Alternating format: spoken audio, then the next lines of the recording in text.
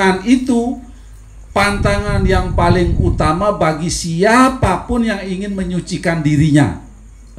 Kitab Manusmriti Adya 5 sloka 48. Nakritwo pranimam himsam mamsam prapadyante kacit naca prani tasmat bawat wiwarjayet. Loh Pak De, saya kan makannya beras, saya tidak membunuh. Ada pembunuhan nggak untuk mendapatkan beras? Bapak tanya dulu. Ada. Padi lagi tumbuh dipotong kan, membunuh. Kemudian untuk mendapatkan ayam goreng itu ada pembunuhan nggak? Ada. Ayam dipotong. Loh Pak De, saya lo beli. Saya lo beli. Masa berdosa? Di dalam Saras Tamu saya ada 3 orang yang mendapatkan dosa dari sebuah perbuatan. Ya. Samangke tang amukti karmo palo. Inilah orang yang mendapatkan karma dari sebuah perbuatan yang melakukan. Ya. Kemudian yang kedua, yang menyuruh melakukan. Yang menyuruh siapa yang nyuruh? Kemudian yang ketiga, yang melihat dan menikmati perbuatan itu. Loh, ya kita kan waktu beli di McD, kita kan menikmati. Kita juga akan kena dosa dari pembunuhan itu. Ya. Jadi oleh karena puasa itu untuk menyucikan tubuh kita dan mengosongkan. Ini kosong, ya kosong katakan. Diisi air, tapi kalau ini kotor, apakah berani kita minum? Tidak berani. Tubuh kita juga setelah kosong dan suci, warunugrahu sayang widi itu akan masuk sudah. Mulainya puasa tadi sudah kan? Dari jam 6 pagi sampai jam 6 pagi lagi. Ya ingat, puasa tidak makan, pikirannya juga berpuasa, tidak memikirkan yang lain yang aneh-aneh, kata-katanya juga dikendalikan, perbuatannya juga dikendalikan. Itu berpuasa dalam agama Hindu ya. Tidak makan, oke, tidak minum, oke, kemudian lanjut pikiran, perkataan dan perbuatan juga dikendalikan. Terus yang ketiga apa yang dilakukan oleh Lubdake? Upawasa, Jagra, dan terakhir Mona Brata. Tidak berbicara. Bukan berarti dipanggil Ibu En nggak gelem nyaut ya Kak. Nyaut. Ibu En bengok nyaut kok menengai. Maksud tidak berbicara ini kita tidak berbicara yang kotor. Ada orang bicara, kita tidak ikut bicara tapi diam. Karena dengan diam ini kita bisa mendengarkan orang lain ngomong, ya enggak? Kalau orang lain ngomong kita ikut ngomong, nggak kerungu apa-apa. Tadi kan sudah Bapak kutip yang didapatkan 4 hal ketika kita mendengarkan. Kita ngerti dengan dharma, pikiran-pikiran buruk kita dihilangkan, kita mengerti, memiliki pengetahuan, kita akan mencapai moksa. Ayo kita belajar mendengarkan. Nah kemudian Tribrata Siwaratri ini ada 3 pilihan adik-adik Bapak Ibu sekalian. Kita tidak dipaksa untuk melakukan itu secara penuh 24 jam. Tidak. Ada namanya, jadi Bu Penny sudah menjelaskan, utama. Utama itu apa? 3-tiganya dijalankan, dilakukan selama 24 jam penuh. Jadi jam 6 mulai sampai jam 6 besok pagi. Dia benar-benar jagra, secara tidak tidur juga ia benar-benar ingat dengan Sayang Widi ketika itu. Pas besok ini ingat Sayang Widi biasanya ya artinya melakukan meditasi besok ini. Tapi dalam keseharian kita kan begitu, kita ingat Sayang Widi juga dalam yang penting itu keseharian kita. Bukan pada besok toh, begitu besok melakukan puasa paling utama diambil, tapi besoknya blondet lagi ya tetap juga gitu loh, tidak. Artinya pada kesehariannya. Kemudian yang madya boleh ambil 2. Misalnya Jagra sama Monobrata. Kan puasanya kebetulan Ibu masaknya enak-enak terus puasa emang boleh ambil 2. Kemudian ini kan madya diambil cukup 12 jam, silahkan. Jam 6, nanti jam 6 sampai maghrib buka nggak apa-apa. Itu berarti madya ya. Kemudian nista ambil 1 saja, silahkan. Oh puasa tok, nggak apa-apa. Nanti bukanya tetap jam 6 bukan jam 12. Nek jam 12 buka makan siang namanya. Bukanya jam 6 tapi sore ya 12 jam. Bukan jam 6 pagi jam 12 makan itu makan siang. Nggak puasa itu. Jadi jam 6 sampai jam 6 sore. Syukur-syukur sampai jam 12 malam nggak apa-apa ya. Nah kemudian ketika itu kan sudah. Nah ketika kita jagre tadi melakukan Tribrata Siwalatri tersebut, apa yang dapat kita lakukan? Apa yang dilakukan oleh si Lubdaka? Dia menjatuhkan satu-satu daun bilwa, ya kan ya nak ya? Metik daun bilwa dijatuhkan satu-satu kan? Jatuh mengenai si Siwalingga di bawahnya. Apa artinya itu? Ketika kita sudah mampu jagra, mampu upawasa, mampu monobrata, kita akan melakukan setiap aktivitas itu dengan ketulusan hati. Ketika kita bekerja, ketika kita melakukan sesuatu, ayo kita jangan nggak usah pakai pamer-pamer gitu loh maksudnya. Nggak usah mengharapkan balasan, karena semua itu akan kembali kepada Tuhan, kepada siwa tadi. Daun yang dijatuhkan secara tidak sengaja mengenai siwa. Sama dengan kita berbuat, kita tidak mengharapkan pahala. Karmane wadi karaste mapale sukadacana makarma pala hiturbur mati sangus tefa karmani, kan begitu. Bhagavad Gita 2 sloka 47. Ayo kita berbuat melakukan sesuatu karena kewajiban. Sudah kewajibannya si Lubdaka itu. Nah adik-adik Bapak Ibu sekalian, itu digambarkan dalam cerita itu kan Lubdaka cuma melakukan apa? Satu malam ya. Ya tidak diceritakan tiap hari dia berbuat. Loh Pak D kok enak ya? Satu malam aja begadang dosanya harus hilang. Apa maksudnya itu? Itu satu malam itu adalah satu malamnya Brahman ya. Satu malamnya Tuhan, bukan satu malam kita Bapak Ibu.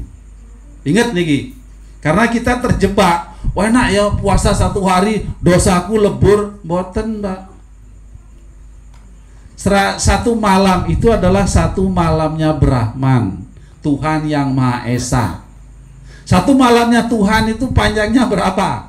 Coba baca Bhagavad Gita ayat 8 sloka 17. Oke. Satu malamnya Brahman itu namanya satu kalpa ya. Satu kalpa itu panjangnya 1000 yuga. Loh, coba bayangkan. Satu kalpa panjangnya 1000 yuga. Jadi 1000 catur yuga itu berputar 1000 kali, itu satu kalpa. Itu satu siangnya Brahman. Satu malamnya juga sama, 1000 yuga juga. Artinya apa? Lubdaka itu berbuat terus selama malamnya Brahman itu dia melakukan terus, selama hidupnya dia melakukan terus jagra upawasa dan monobrata itu. Sehingga apa? Dosa-dosa dia dikatakan dilebur. Bukan aku satu malam tok besok puasa dosaku hilang, boten.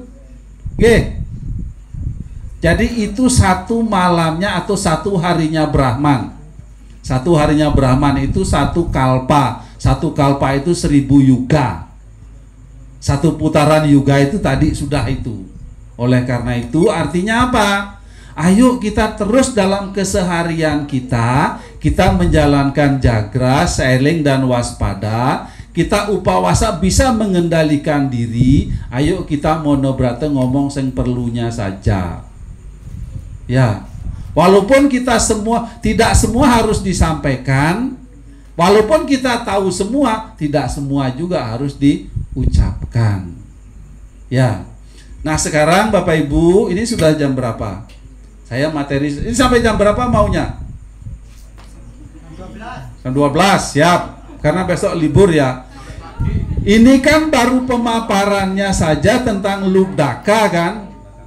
2 jam 9, baru 1 jam. Ya adik-adik ya. Ini kan baru cerita Lubdaka tok kan. Belum aplikasi kita sehari-hari ini opo Pak D. Itu yang penting sekarang. Tadi itu kan si Lubdaka melakukan, bukan kita. Ya, yang dosanya hilang Lubdaka bukan kita, itu Lubdaka yang melakukan. Mohon izin Bapak minum dulu ya.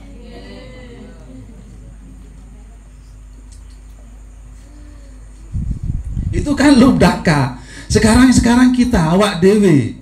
Ya apa kita supaya juga dosa-dosa kita juga dilebur oleh oleh perbuatan baik kita. Ya kan? Apa kira-kira Dek yang bisa dilakukan? Nanti rumusnya gampang, diingat nanti adik-adik pasti ingat. Ya. Ini kalau nggak ada adik di Mojokerto nggak tak kandani. Ada adik liane nggak tak kandani. Ya. Ya Dek ya. Halo? Siap. Sekarang rumusnya, ini rumusnya. Adik-adik menjadi lubdaka. Kita semua ini sesungguhnya lubdaka. Semangat ya. Tadi sudah dikatakan ciri dari zaman kali adalah yang paling utama adalah uang atau duit, ya kan? Zaman kali ini kita harus punya duit. Ya, mani wong pipis saja harus membayar ya. Oh, Bapak sering pipis di pom bensin membayar. Kurang aja ngomel loh, kasih nunggu. Pak kurang Pak lo, tak kasih 1.000 nggak mau, minta 2.000. Kemarin terus tak kasih 5.000, susuk dia nggak punya susuk. Pak susunya ada, Bapak pipis lagi lo enak. Suruh pipis 2 kali, oh nggak pengen pipis suruh pipis. Itu kalah menang nyerek deh. Ya kita kurang ditagih, kita lebih lo disuruh pipis lagi Pak, pipis 2 kali. Ya. Nah rumusnya ternyata apa adik-adik, supaya kita bisa memenangkan persaingan di dalam era globalisasi, kekhawatiran kita, tantangan kita dapat kita atasi. Kita butuh apa tadi? Duit. Nah duit kita butuhkan. D sekarang, D itu apa? Oh iya D, duit. D itu dharma. Ya. Untuk menjadi lubdaka, untuk kita harus ngerti dengan dharma. Dharma itu apa? Kebenaran. Benar dulu, dharma itu kebenaran. Dharma itu adalah hukum. Dharma itu adalah petunjuk. Dharma itu adalah jalan. Kalau dikasih awalan swa menjadi swadharma itu apa? Kewajiban. Untuk bisa memenangkan kerasnya tantangan di era globalisasi ini, harus mengerti dengan dharma. Kasarannya begini, ngerti aturan. Nah, ngerti aturan enggak? Itu berarti kita sudah bisa memenangkan era globalisasi. Kita tahu aturannya apa? Aturan dalam beragama gimana, aturan di rumah bagaimana, aturan di sekolah bagaimana, aturan naik sepeda bagaimana, aturan di jalan, semua kita ngerti aturan itu. Ngerti aturan itu. Tidak perlu banyak, tidak perlu semua adik-adik tahu. Aturan hukum tata negara ngerti. Aturan di kecamatan ngurus, katakan mau ngurus perpanjang KTP ngerti. Tidak perlu harus ngerti semua. Cukup sedikit saja tapi paham. Kalau dalam Bhagavad Gita ada ya 2 sloka 40 itu mengatakan Nehi bikramana susti pratyo waruna widyate swalpa pasyo dharmasyo trayate mahato bayat. Apa artinya? Tidak ada usaha yang sia-sia. Tidak ada masalah yang tidak dapat diselesaikan. Hanya dengan sedikit dharma, ingat adik, sedikit dharma, engkau akan bebas dari ketakutan yang sangat besar. Siti jadi sayang widi dharma yang gak usah akeh-akeh. Kita sudah mampu mengatasi tantangan era globalisasi. Benar dulu. Kita berbuat benar ini kadang-kadang hasilnya bisa enggak benar ya. Ya, apalagi kita berbuat enggak benar. Ayo kita berbuat benar dulu. Ya benar. Apa acuan kebenaran dalam agama Hindu? Apa acuannya? Kitab suci Weda. Yang kedua tadi kitab Manusemerti. Yang ketiga sila, perilaku orang tua kalian, perilaku guru, perilaku orang-orang suci. Yang keempat acara itu apa? Tradisi, kebiasaan atau budaya. Adik-adik kan seneng toh kalau suruh nari rejang dewa, seneng enggak? Nah, itu bagian dari adik-adik mempertahankan dharma, melakukan kebenaran ya. Nanti odalan jangan lupa untuk tari rejang dewa yang adik-adik ya. Kemudian yang terakhir adalah Atmanastuti. Atmanastuti itu membuat orang lain seneng. Itu berarti kita sudah mengerti dengan Dharma. Acuannya adalah Dharma. Ya. Gimana supaya terus berjalan di jalan Dharma? Tadi sudah Bapak kutip juga.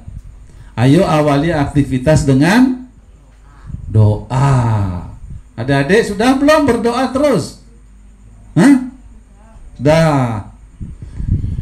Yang paling penting ya, doa yang paling penting adalah satu, sembahyang Trisandia sudah rajin apa belum? Bolong-bolong. Gak apa-apa wis, bolong-bolong tak masalah. Yang penting dilakukan ya. Sembahyang pagi Prata Samdya, sembahyang siang Surya Madyanike, sembahyang sore Sayam Samdya atau Sandya Kala Uposana. Sembahyang lakukan untuk ingat dengan Sayang Widi. Nah yang paling penting sehari-hari adik-adik ingat berdoa ya dek ya. Padahal saya nggak hafal doanya kan ngono.